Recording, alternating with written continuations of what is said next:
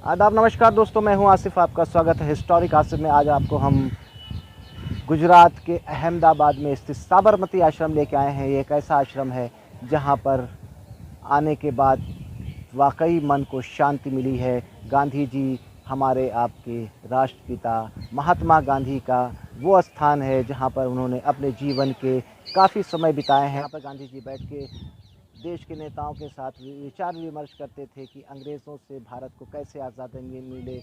यहाँ पर देश के सभी नेता आते थे। इस आश्रम में कई भवन हैं, हृदय कुंज है, यहाँ का जो मुख्य भवन है नंदनी है, जहाँ पर अतिथियों को रुकने का इंतज़ाम किया जाता था। गांधी जी ने एक उपासना स्थल बनवाया था जो खुले आसमान के नीचे वो भगवान की पूजा अर्चना की जाती थी। उसके बाद बैठकर वो वहाँ पर लोगों को उपदेश भी देते थे। तमाम इस तरह के स्थान हैं, हम एक एक स्थान आपको दिखाएंगे। आज हम आपको साबरमती आश्रम का सभी कुछ दिखाएंगे और एक्सप्लोर करेंगे, बताएंगे गांधी जी ने देश की आज़ादी का जो योगदान रहा है। यहीं से गांधी जी ने देश की आज़ादी की जो मुहिम छेड़ी थी, जो 1947 में जाके पूरी हुई। आइए चलिए हमारे साथ देखिए, एक एक स्थान हम आपको दिखाते हैं और बताते हैं। गांधी जी का साबरमती आश्रम जो बहुत ही महत्वपूर्ण है, जहाँ पर उनकी यादें सजोई हुई हैं, उनकी यादों को सजो के रखा गया है। हम सभी ने बचपन में दो पंक्तियाँ पढ़ी थीं, साबरमती के संत तूने कर दिया कमाल, दे दी हमें आज़ादी बिना खड़ग बिना ढाल। जी हाँ दोस्तों, वो पंक्तियाँ हमको फिर से याद आ गई जब हम इस स्थान पर आए हैं। साबरमती नदी के किनारे स्थित करीब 36 एकड़ में फैला ये विशाल आश्रम है, जहाँ पर 1917 से 1930 तक महात्मा गांधी रहते थे। दोस्तों, वीडियो शुरू करने से पहले आपको बता दूं कि साबरमती आश्रम में अभिनेता सलमान खान भी आए हैं। वो अपनी फिल्म अंतिम का प्रमोशन करने आए हैं। साबरमती आश्रम में उनके आने से काफ़ी चहल पहल और हलचल हो गई। हमने सोचा आपको भी सलमान खान की कुछ झलकियां दिखा दें। देखिए सलमान खान की कुछ झलकियां।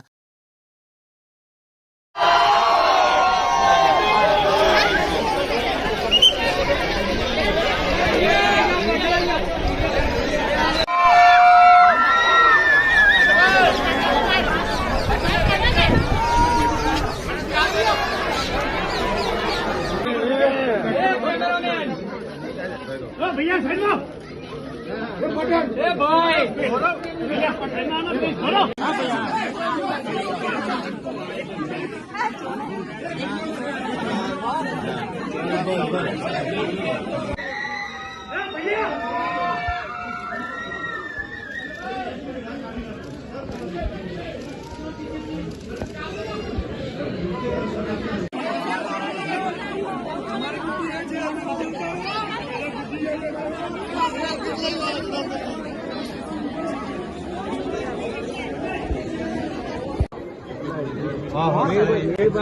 कही दिया, हमें कही दिए मरी जाने मुंह मरी अभी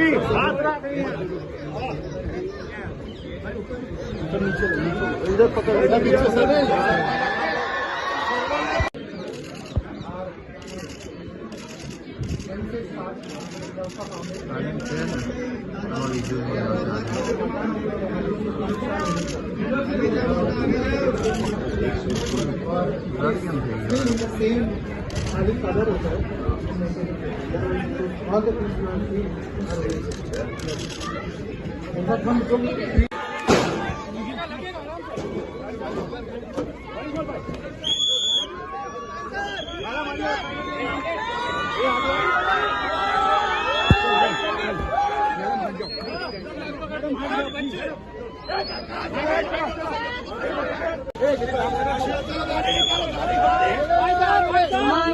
आपने सलमान खान को देखा। थोड़ी देर साबरमती आश्रम में काफ़ी चहल पहल और हलचल हो गई। आइए अब आपको हम दिखाते हैं साबरमती आश्रम। गांधी जी ने पूजा अर्चना करने के लिए खुले आसमान के नीचे उपासना स्थल बनवाया था। ये वही उपासना स्थल है, मैं आपको दिखा रहा हूँ। ये देखिए खुले मैदान में, यहाँ पर सुबह शाम गांधी जी पूजा अर्चना करते थे और पूजा करने के बाद उनको उपदेश भी दिया करते थे। दिखाने की कोशिश करेंगे, देखिए ये साबरमती आश्रम का मुख्य भवन है। थोड़ी देर पहले सलमान खान यहीं से गए हैं। ये वो स्थान है जहाँ गांधी जी बैठते थे, देश की राजनीति पे चर्चा होती थी। उनका चरखा अभी भी रखा हुआ है, एक धरोहर है हमारी। ये सामने स्टोर रूम है गांधी जी का। ये उस समय की कुछ चीज़ें हैं, गांधी जी को भेंट में मिला था चरखा। ये उस गांधी जी का लोटा, गांधी जी की अस्थि कुंभ रखा हुआ है इसमें।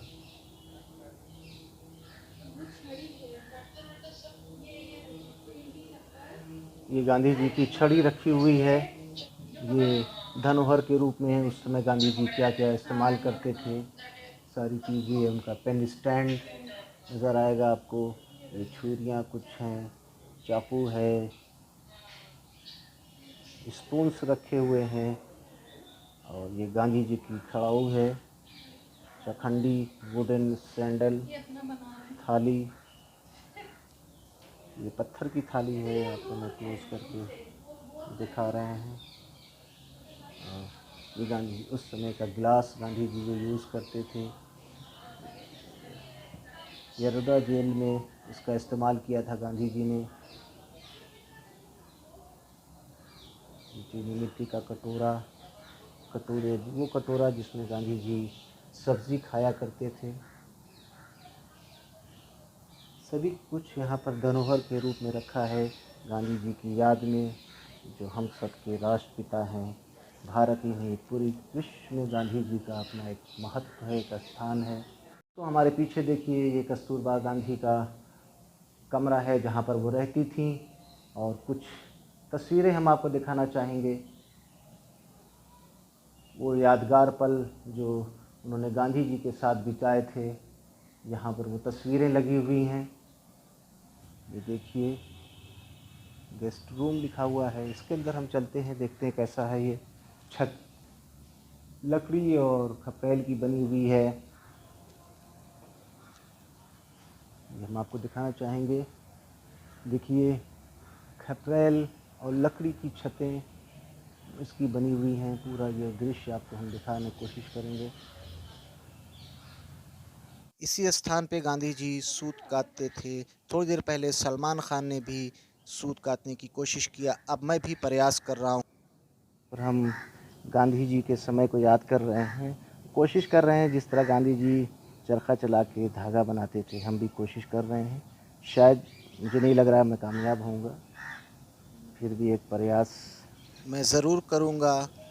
मैं सूत काट पाऊँ या ना काट पाऊँ, लेकिन मुझे जो सुखद अनुभूति हो रही है उसको मैं शब्दों में बयान नहीं कर सकता हूँ।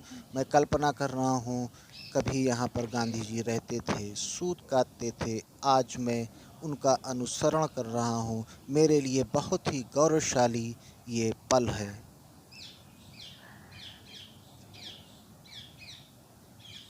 कोशिश करते हैं फिर से एक बार।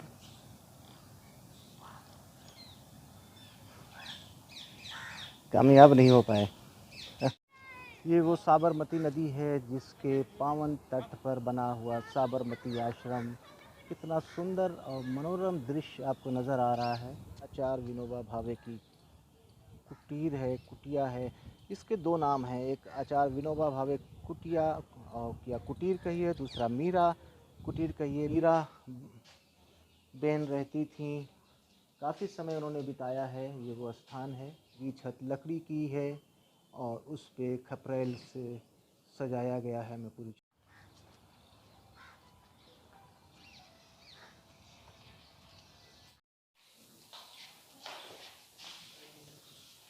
यहाँ पर सब चरखे नज़र आ रहे हैं, सब धरोहर के रूप में यहाँ रखे हैं। तरह तरह की तकनीक, जैसे जैसे समय बदलता गया तकनीक बदलती गई। बाम्बू खड़ा चरखा, कितना आकर्षक और सुंदर नज़र आ रहा है ये चरखा।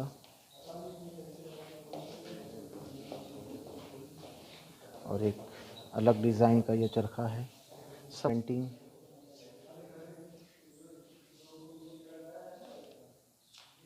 दोस्तों धीरे धीरे समय बदलता गया, चरखे के स्वरूप ने भी जगह बदली। जब मशीनरी युग पूरी दुनिया में आने लगा तो हमारे देश में भी मशीनों का इस्तेमाल हुआ। ये देखिए, उस समय की मशीनें, समय के साथ परिवर्तन ज़रूरत है और नियति भी है। साधारण चरखे से उन्होंने सूत काट कर स्वदेशी अभियान की जो नींव रखी थी, उस समय धीरे धीरे बदलता गया और आधुनिकता की चादर होता गया। ये वो मशीनें हैं जो गांधी जी के समय में सूत काटने के काम आती थीं। तो सूत बनाया जाता था रुई से। वो यहाँ पर उस समय उस धरोहर को सजो के रखा गया है। किस तरह से ये रंग बिरंगी चरखे से बनाए हुए ये धागे हैं।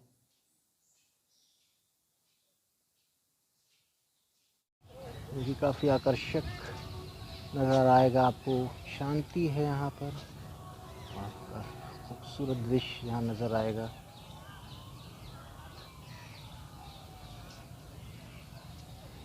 आश्रम में काफ़ी गिलहरियाँ हैं और लोग एक निश्चित स्थान पे गिलहरियों को खिलाते हैं। ये आपको दृश्य मैं दिखा रहा हूँ। हेलो गाइस, आज मैं आया हूँ साबरमती आश्रम।